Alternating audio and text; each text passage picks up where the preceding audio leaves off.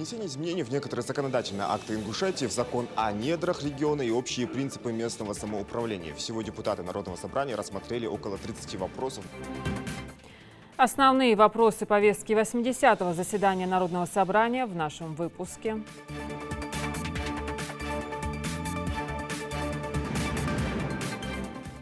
Оказал медицинскую помощь больному с коронавирусной инфекцией, он подпадает под 415 постановление. Под 484 подпадают только те медицинские работники, которые оказывают эту медпомощь коронавирусным больным в условиях стационара. Борьба с ковидом продолжается. Врачи на страже здоровья. По какому принципу распределяются выплаты работникам красной зоны? Подтвердили свое участие в нашем праздничном концерте Тамара Гверцетели, Григорий Лепс, Сергей Волчков, Диана Анкудинова, Диана Гроссман.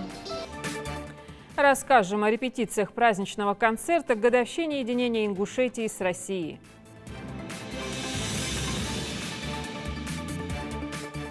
Наркомания, бесцельная стрельба на свадьбах, несоблюдение правил дорожного движения. В Доме культуры сельского поселения Кантышева обсуждают те вопросы, которые требуют комплексного подхода. Что такое плохо? Правоохранители и депутаты районного совета говорили о том, как огородить молодежь от пагубных увлечений. У учеников 7 класса Юртовской гимназии есть возможность пройти все этапы создания алгоритмов на примере беспилотного автомобиля.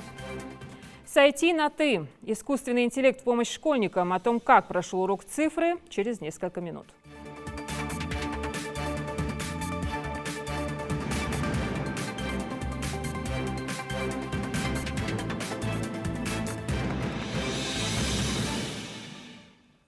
Здравствуйте, это новости 24. В республике реализуется 50 региональных проектов на сумму 7 миллиардов 339 миллионов рублей. Эти средства направлены как на объекты капитального строительства, так и на мероприятия по созданию условий для улучшения качества жизни каждого жителя региона. Общие вопросы реализации нацпроектов обсудили на заседании в правительстве с участием заместителя полпреда президента ВСКФО Максима Владимирова. С детальным отчетом о реализации национальных проектов на совещании выступил начальник управления организации проектной деятельности администрации главы и правительства республики Бекан Мальсагов. По его словам, практически по всем нацпроектам наблюдается высокий уровень технической готовности, который удалось повысить до 60% только за последний месяц. Всего заключено 122 контракта, кассовое исполнение в пределах нормы. Для достижения целей показателей в республике в 2020 году ведется строительство объектов создания условий жизнедеятельности и осуществления мероприятий по сохранению человеческого капитала, порядок, регионального проекта, составления национальных проектов. По национальному проекту «Демография» 14 объектов образования на 3080 мест, из которых 12 объектов завершены строительством, готовы к вводу. Строительство футбольного поля с улучшенным покрытием. Поставка спортивного оборудования для подготовки Олимпийского резерва в спортивном учреждении. Строительство центра спортивной подготовки сельского населения Мужичи. Строительство дополнительного корпуса для дома ветеранов сельского поселения Суферфи на 50 мест в рамках регионального проекта «Старшее поколение». Переобучение пенсионного возраста для женщин, находящихся в отпуске по уходу за ребенком. Общий объем по проекту, общий объем средств по проекту 1 979 462. Контракты заключены в полном объеме, кассовое исполнение составит 57%. Судя по представленной информации, исполнение нацпроектов набирает обороты и идет полным ходом, без срывов, что очень важно. Уверен, что по факту сделано гораздо больше, чем рассказано. Осталось только документально это все оформить. Спасибо всем за огромную проделанную работу, сказал Максим Владимиров.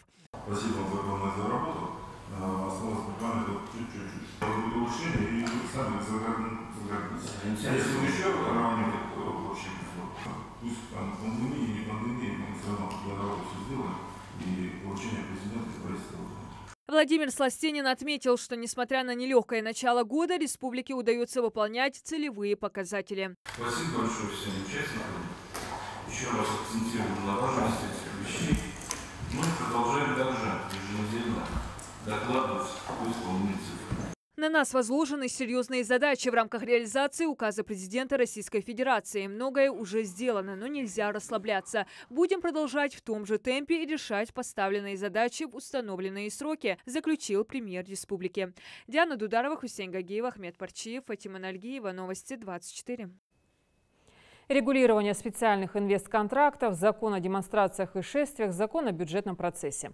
В парламенте сегодня состоялось очередное 80-е заседание Народного собрания республики. Подробно о повестке дня в репортаже Зелимхана Калоева.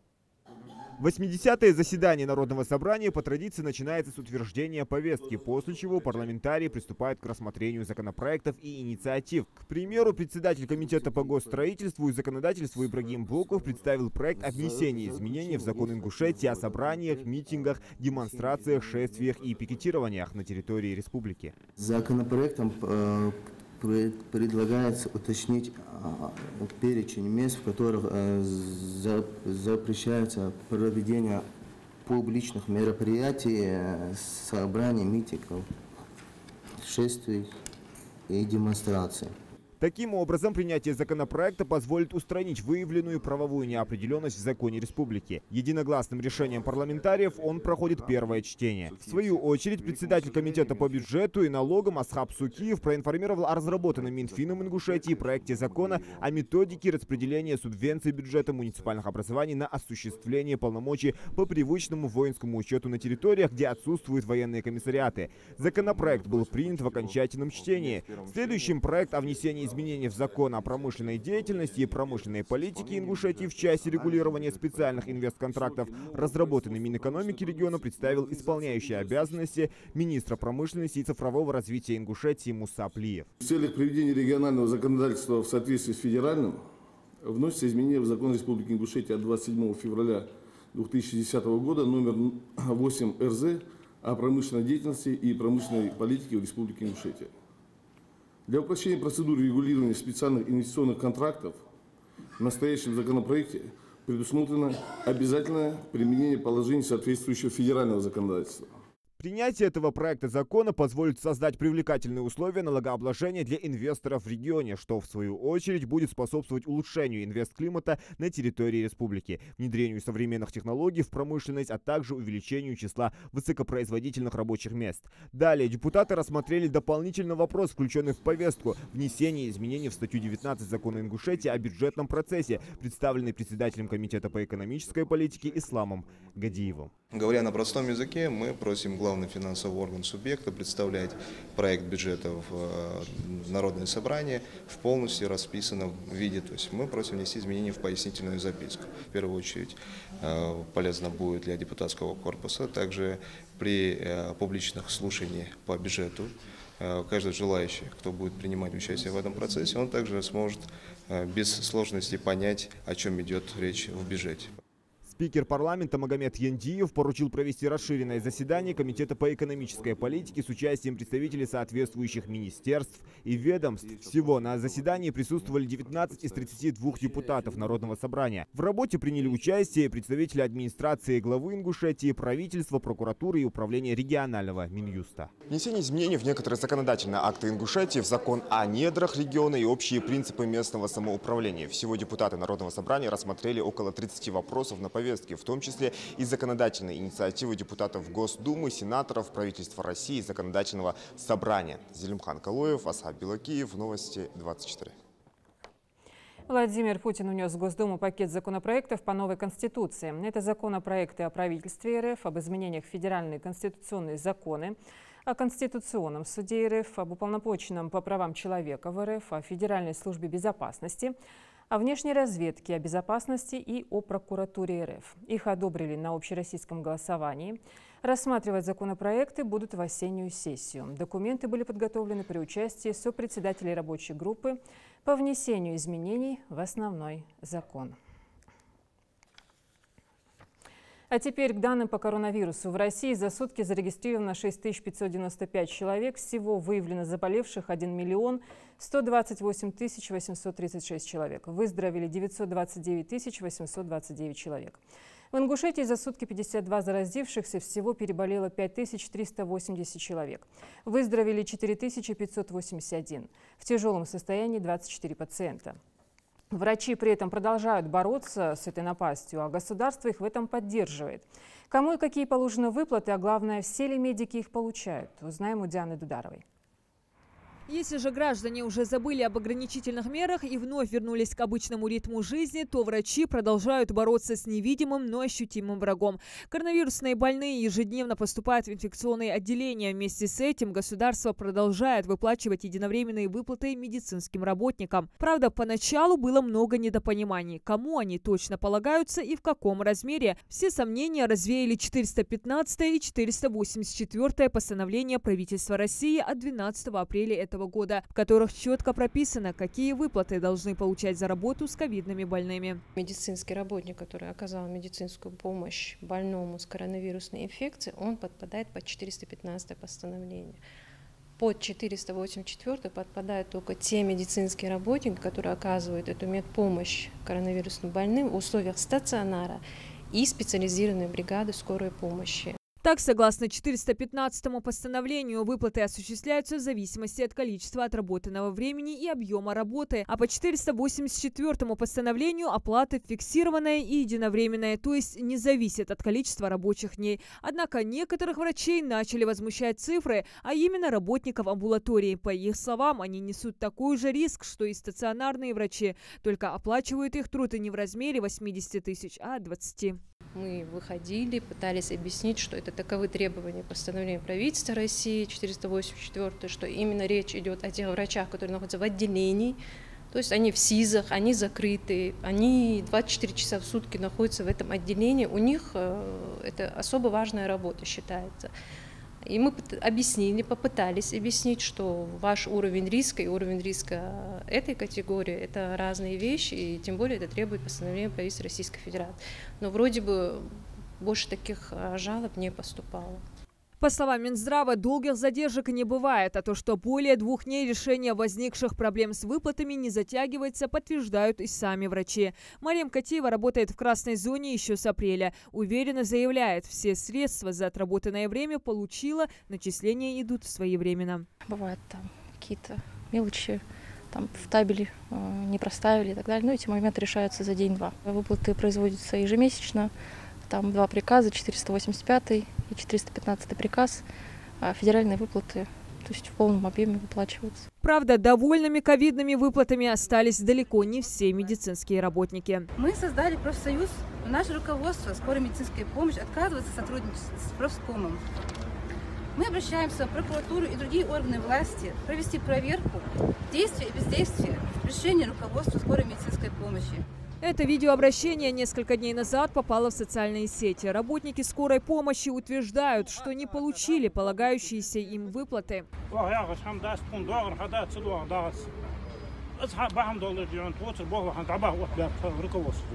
В Минздраве объясняют, что фиксированные выплаты в размере 50 тысяч рублей полагаются только ковидным бригадам, а всем остальным делается перерасчет согласно 415 постановлению правительства страны. Немного недопонимания идет у медицинских работников станции скорой помощи. Вот есть приказ Минздрава России 198Н. На основании этого приказа нашим министерством издан приказ, где главным врачам станциям отделения скорой помощи дано указание определить общепрофильные специализированные бригады. То есть это именно те бригады, которые будут выезжать и оказывать медицинскую помощь именно больным коронавирусной инфекцией. И только эти бригады подлежат выплатам по 484 постановлению. Иные бригады, которые выехали на вызов, там, сконтактировали или в рамках своей профессиональной деятельности оказали какую-то помощь этому больному, они под 484 не подпадают. Если же бригада скорой помощи выехала на обычный выезд и там оказался пациент с подозрением на коронавирусную инфекцию, информация фиксируется. В случае подтверждения заболевания медики попадают под 415 постановление, то есть им оплачивается проделанная работа согласно закону о ковидных выплатах. Однако сказать точно, полагаются ли работникам. На этом видеообращении единовременные выплаты в Министерстве здравоохранения не смогли. Объяснили тем, что расследование еще продолжается. Если выяснится, что фельдшеры и остальные работники на видео работали с ковидными больными, все деньги будут выплачены в соответствии с требованиями закона. А тем временем число коронавирусных больных в последний месяц резко увеличилось. В сутки доходит до полусотни человек. В больницы все чаще поступают с осложненными формами заражения.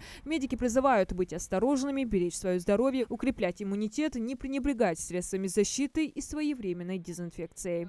Диана Дударова, Адам Далаков, Новости 24.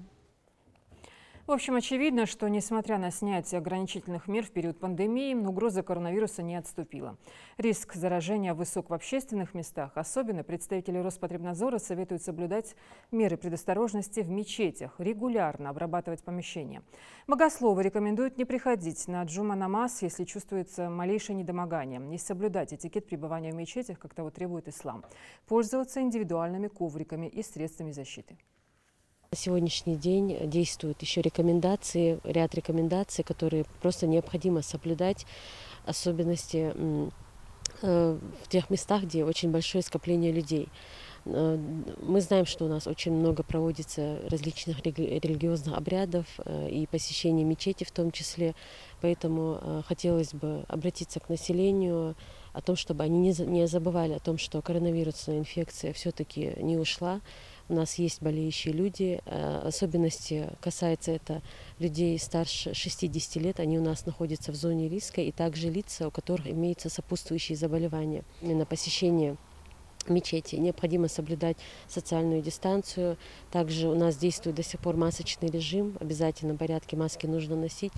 Антисептики должны быть установлены в мечетях, чтобы приходящие могли обработать руки, провести дезинфекцию. Регулярное проветривание помещений – это очень важный момент. И не только в мечетях, но и также при свадебных церемониях или похоронах. Мы знаем, что у нас большое скопление людей. И, конечно же, по возможности, чтобы было как можно меньше людей. Именно если человек болеющий, либо если человек почувствовал, что он болеет или поднялась температура, таким людям нельзя посещать какие-либо мероприятия, в том числе и мечеть. Необходимо обязательно обратиться за медицинской помощью для дальнейшего лечения. Это основные требования. Также по возможности с применением ультрафиолетовой лампы необходимо проводить обеззараживание воздуха в отсутствии помещения людей. Это проведение ежедневной уборки с применением дезинфицирующих средств – это тоже немаловажный момент. Ну и в целом, конечно же, сам человек, он должен беречь себя от этой инфекции. يا عبادي حيث لا يعضل إني حرمت الظلم على نفسي سينتهى ظلم حارم داتشا وجعلته بينكم محرما شوانقي حارم ده وقتات فلا تزالم ظلم مديلش أخدا القدسي حديث جاها لا اللي بيهم ردا هذا قناع دق ظلم مديلش شين ده حارم داس ناخا حارم دات از زوحدا ثاني شدوا غجدق ناخا سيدوا دردلي دا نه حق دردلي السن طبعا أنخوّج وسك ثموج وسك طبعا الدنيا إن شاء الله تجد حتى لزرش درجة مو لزرش لورج لورلي يا خشدو لزرش لزر لوربالر واجب دول ده حنا إذا ظلم تشدو دجدو داغ إذا ناخ عدجدو ظلم ده حين إذا لزر دلين خوجها حتى أخت صوتش ناخ هيقي أربعين ليلش خلر رزبني حوار وسيج دير در فدر شي حوار خان شي ديرج حاجة شي هال تيركل ده شي موج مجت زيك إزيك شي تمبراتور يولجعوه يولج حمد لله يك إزيك مجت سنة خيرتش ولا شي صغير طول جادت سن تموتيجي أما هذا حقاش حوار وسق ماسكو جبيتش بعادر قاستا شيك أوس باج بيتش بعادر أنا سق ورور دون ده سنجح شين ورور ده سن قاستا نخور برد سنجح أصحمج أو أنتخنا ويقولش تيركل دي يا خش ويتيركل دش بعد ولش دو بالخاش دش اشت نجدي كي واش خلتش مثلا خمحت على اجر احتاد دال حانل دي حمدق دقر ويحانل دول شي دي ما خوب اللي سامر سقبل بي اشتها مجدي كي حموا والوقت بي مرحنا صلى الله عليه وسلم سنجر زيد وان ده ناخه سو حاجه جاها ناخه خلق يترخولن ده شي تصواغ لسان السند موج واتش وسك حوار مجدي كي حتى شي تصواغ طول جادت Все по той же причине, из-за эпидситуации было принято решение об отмене концерта в Кремлевском дворце. Речь идет о празднестве к 250-летию единения Ингушетии с Россией. Основное мероприятие пройдет в городе Сунжа 10 октября. Сейчас программу оттачивают до мельчайших деталей. В Министерстве культуры напоминают, что те, кто не сможет присутствовать на стадионе Дьяково, увидят происходящее на одном из экранов, установленных в городах республики на центральных площадях. История оживает. Женщины, заняты своими хлопотами, валяют шерсть под непринужденный разговор. Мужчины тем временем заняты работой потяжелее. Чинят тележку, а после загружают в нее камни. И вдруг разносится звонкая песня, после чего все в радости бросают дела и подбегают подпевать. А дальше актеру покажут то самое историческое событие, которое произошло в марте 1770 года. Соглашение о единении Ингушетии с Россией. Пусть крепнет, как сталь булатная, дух, сила. На одной площадке встретились все театральные и хореографические коллективы. Они работают над одним большим тематическим прологом, который откроет грандиозный концерт. Специально для этого события написана и музыка. Удивительно теплые и близкие сердцу мотивы. Оригинальная фонограмма, написанная министром культуры Ингушетии Тамерланом Дзейтовым, специально к предстоящему концерту, сразу погружает в прошлое. Помимо прочего, готовятся и декорации. Вот только малая часть из них зрители окунут в историю и быт ингушей. Театральную постановку сменяет искрометный танец хореографов. Джигита оттачивают поступь, а горянки — грациозность. Концерт ожидается грандиозный. Вам очень понравится. Будьте уверены. Много сюрпризов, да? Очень много. Очень. Между тем режиссеры нервничают и стараются, чтобы все прошло идеально и филигранно. В составленный сценарий часто вносятся коррективы, исправления и дополнения. Петиции, которые мы проводим несколько дней уже, показывают, где какие-то места нужно доработать и что нам нужно делать. Вот сама картинка показывает и подсказывает. Поэтому сценарий, он не статичный, он все время будет дорабатываться и дополняться. И в текстах своих, и в декорациях, вот во всем мы старались сохранить вот эту стилистику, соответствующую той эпохе. Жителей и гостей республики ждет также выступление всадников, авиашоу и большой концерт с участием лучших артистов, в том числе и звезд российской эстрады, имена которых уже стали известны. Подтвердили свое участие в нашем праздничном концерте Тамара Гверцетели, Григорий Лепс, Сергей Волчков, Диана Анкудинова, Диана Гроссман. По Северокавказскому региону это Мурат Байкаев, Чеченская республика, Петимат Кагирова, Республика Дагестан. Конечно же, не останутся в стороне лучшие солисты Ингушетии. Репетиции здесь будут проводить до 3 числа, после чего начнутся прогоны на самой площадке, где будут проходить торжества на обновленном центральном стадионе в городе Сунжа. На 10 октября ожидается множество сюрпризов. Зелимхан Калоев, Магомед Белакиев, Умар Газдиев, Новости 24. Главное – социальные наклонности современного общества. Аптечная наркомания и мошенничество в интернете обсудили на собрании в Кантышеве. Правоохранители и депутаты районного совета говорили о том, как огородить молодежь от пагубных увлечений. Отдельно рассмотрели факты неподобающего поведения некоторых участников свадебных торжеств. Каким выводом пришли собравшиеся, расскажет Муслим Ганиев. Наркомания, бесцельная стрельба на свадьбах, несоблюдение правил дорожного движения. В Доме культуры сельского поселения Кантышева обсуждают те вопросы, которые требуют комплексного подхода. В актовом зале Дома культуры собрались все те, кто может и обязан по долгу службы решить эти проблемы. Обозначенные на встрече вопросы – это проблемы не только сельского поселения Кантышева, а всех жителей республики. В их решении нужны жесткие меры правоохранительных структур совместно с органами государственной власти и религиозными деятелями. Поэтому их представители и присутствуют здесь. В последний месяц тема со свадебными кортежами приковала особое внимание. Их участники гоняют на высокой скорости, нарушают правила дорожного движения, ведут бесцельную стрельбу. Для самих нарушителей это просто забава, а для других – головная боль. Кортеж едут не 4-5 машин, а целые 30, даже 50 есть. За рулем этих кортежей, я имею в виду за машинами, несовершеннолетние, которые имеют право на управление. Есть у нас эти такие случаи, это не просто голые слова. Проблема в наказании за бесцельную стрельбу в том, что стреляют в основном из охлащенного оружия. Оно не подлежит регистрации, приобрести можно в магазине без каких-либо разрешительных документов, его не отследить, а соответственно и стрелявших не найти.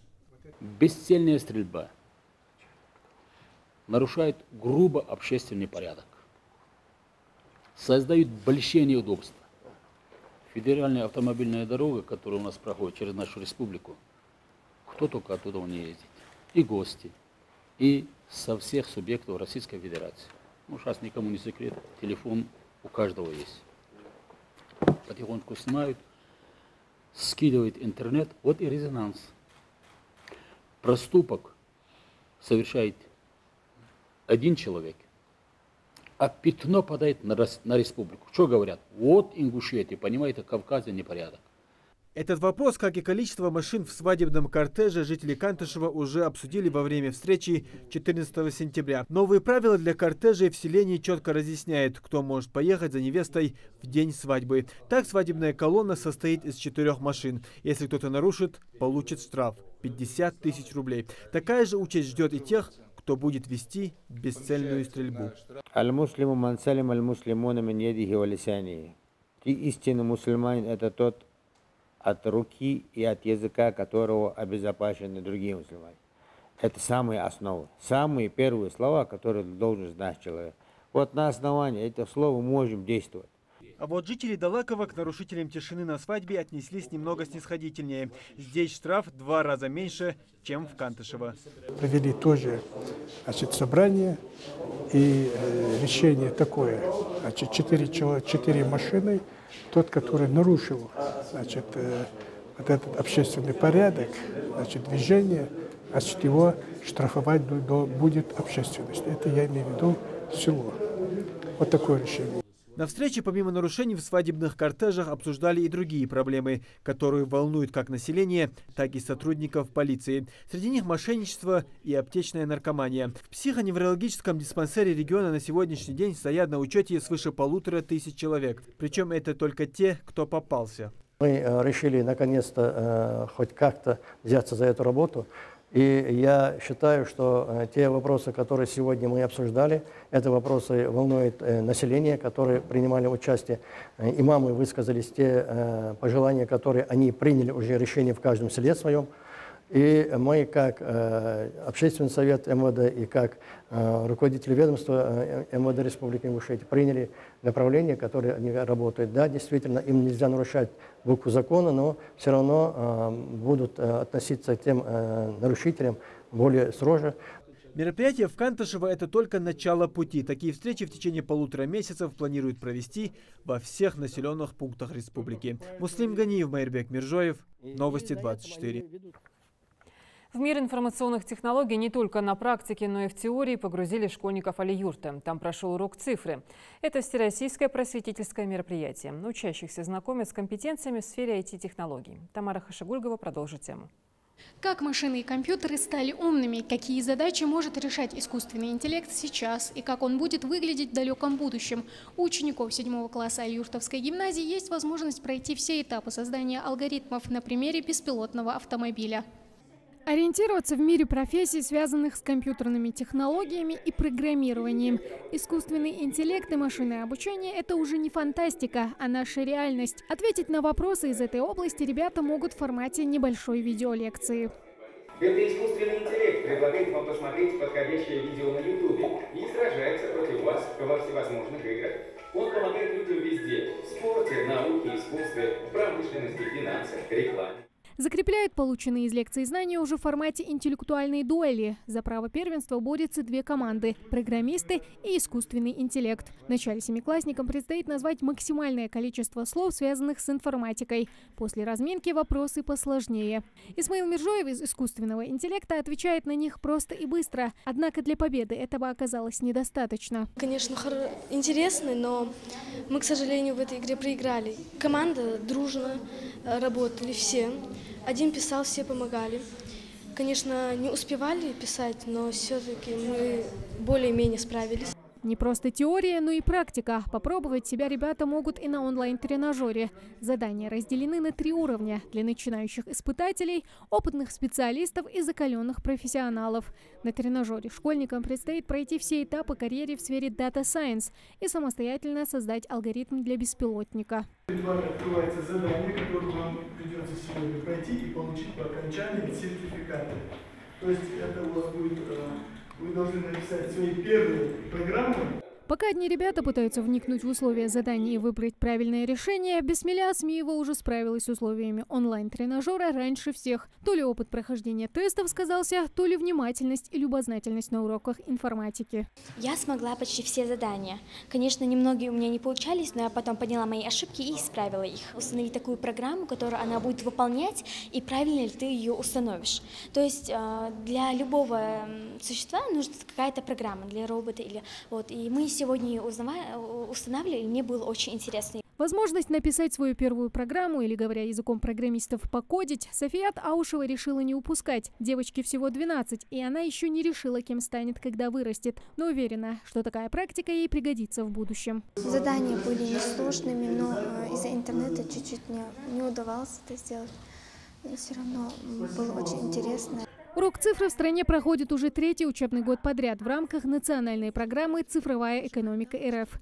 В нашей же республике такой формат занятий начали тестировать только в этом году. И, как говорят организаторы, весьма успешно. Я считаю, что дети немножко отвлекаются от тех занятий, которые у них повседневно бывают, и уже ознакомливаются больше с будущим. То есть будущее. Информационные технологии на сегодняшний день очень популярны, очень развиты, и считаю, что дети должны больше ознакомливаться именно с информационными технологиями, больше работать за компьютерами.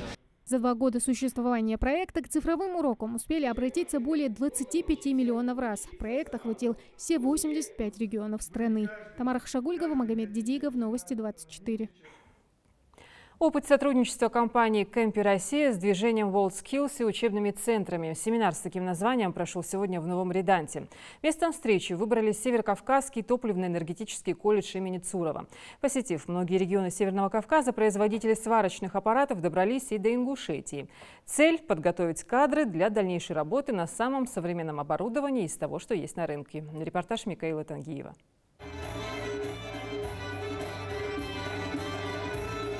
Зажигательная лезгинка для гостей республики открывает семинар, посвященный опыту сотрудничества компании Кемпи Россия с движением WorldSkills и учебными центрами. Специалисты по производству сварочных аппаратов прибыли в регион, чтобы поделиться знаниями со студентами. Пользуясь случаем, я хотел бы поблагодарить представителей этой компании за то неравнодушное отношение к нам, к учебным заведениям, за то, что они в самую трудную минуту нас поддержали, поверили в нас, предоставили оборудование. Развитие профессионального образования – приоритетное направление работы Кемпи, подчеркивает представитель компании Сергей Дорофеев. Хорошее оборудование – только половина успеха. Главное – это люди и навыки, которыми они владеют. Постоянно выходят новые какие-то решения, новые технологии, новые виды аппаратов. И для того, чтобы быть в тренде, соответствовать требованиям сегодняшним на производстве, нужно постоянно повышать квалификацию уже самих преподавателей. Привозить к ним новые аппараты, знакомить с возможностями, показывать, что сегодня выходит на рынок и какие вообще новые решения в сварке сегодня есть, вообще существуют.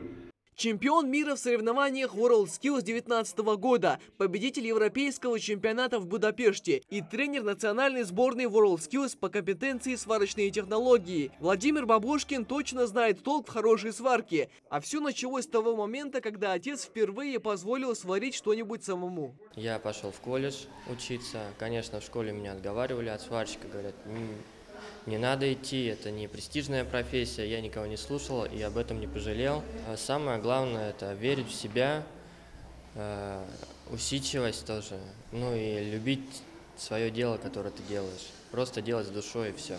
Кто сказал, что сварка – это не женское дело? Диана Багаудинова с легкостью доказывает обратное. И многочисленные победы на чемпионатах WorldSkills тому подтверждение. Возможность создавать красивые и аккуратные швы при помощи дуговых сварок стала для Дианы отправной точкой для дальнейшего успеха в этом направлении.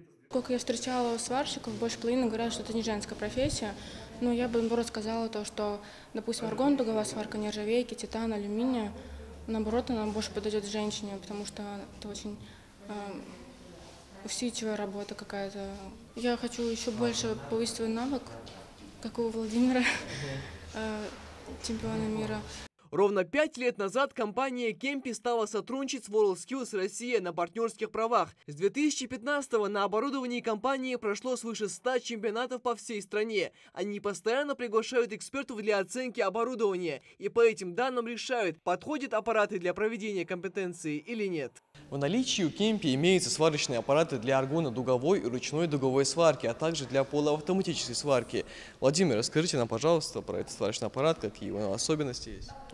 Этот сварочный аппарат может сваривать как постоянным током DC, так и переменным током AC. Это алюминий, а постоянный ток – это нержавеющая сталь обычного качества. Также на нем можно сваривать штучным электродом, как переменным током, постоянным, прямой обратной полярности. Не нужно переключать кабеля, все регулируется на этом дисплее. Кроме этого, компания проводит многочисленные мастер-классы как в учебных заведениях, так и на самих предприятиях. Студенты топливно-энергетического колледжа также не упустили возможности узнать для себя много нового.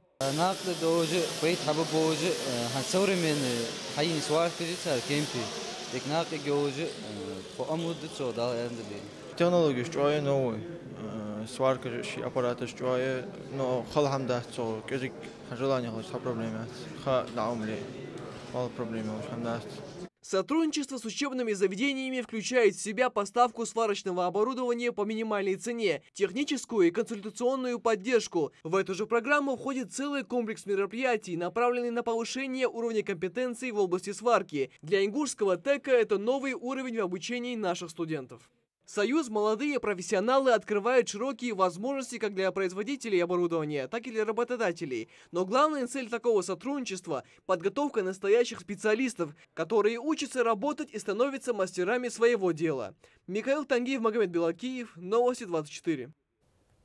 Следите за новостями на канале Ингушетии и до встречи в эфире.